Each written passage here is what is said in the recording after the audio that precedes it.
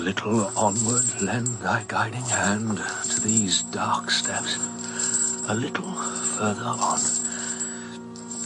For yonder bank hath choice of sun or shade, and there am I wont to sit, when any chance relieves me from my task of servile toil, daily in the common prison else enjoined me, where I a prisoner chained, scarce freely draw the air, imprisoned also, close and damp, unwholesome draught.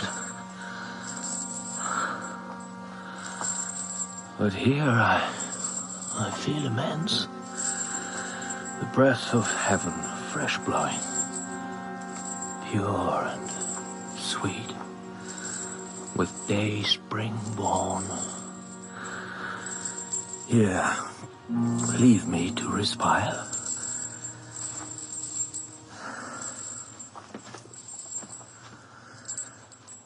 This day, a solemn feast the people hold to Dagon, their sea idol, and forbid laborious works. Unwillingly, this rest their superstition yields me. Hence, with leave retiring from the popular noise, I seek this unfrequented place to find some ease. Ease to the body some, none to the mind, from restless thoughts that, like a deadly swarm of hornets armed, no sooner found alone but rush upon me thronging, and present times past what once I was and what am now.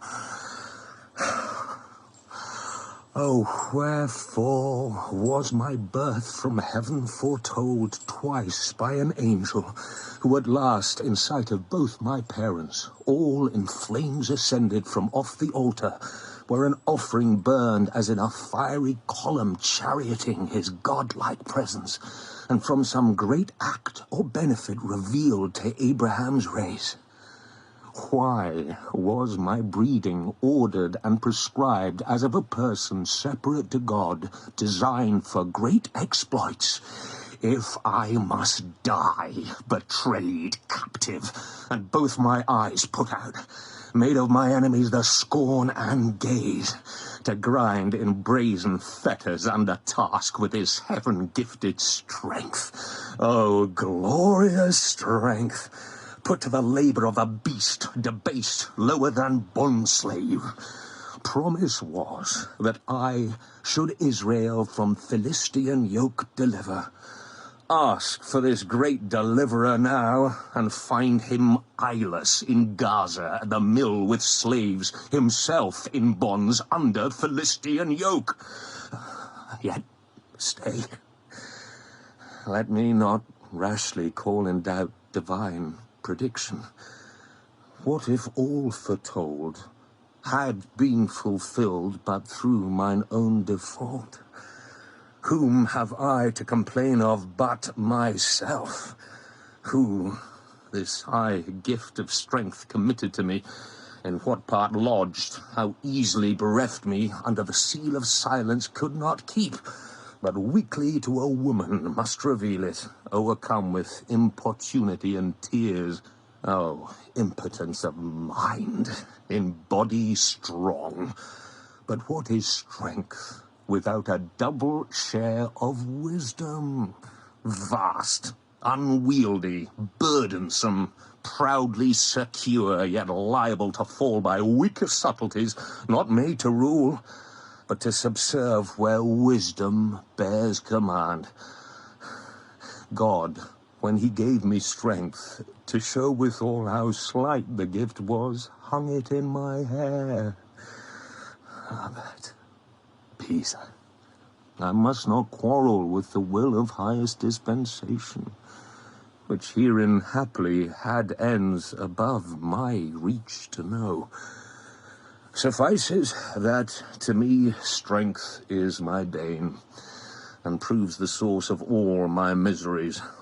So many and so huge that each apart would ask a life to wail, but chief of all, oh, loss of sight, of thee I most complain. Blind among enemies, oh, worse than chains, dungeon, or beggary, or decrepit age. Light, the prime work of God, to me is extinct, and all her various objects of delight annulled, which might impart my grief of ease. Inferior to the vilest now become of man or worm. The vilest here excel me. They creep, yet see I, dark in light, exposed to daily fraud, contempt, abuse, and wrong, within doors or without, still as a fool.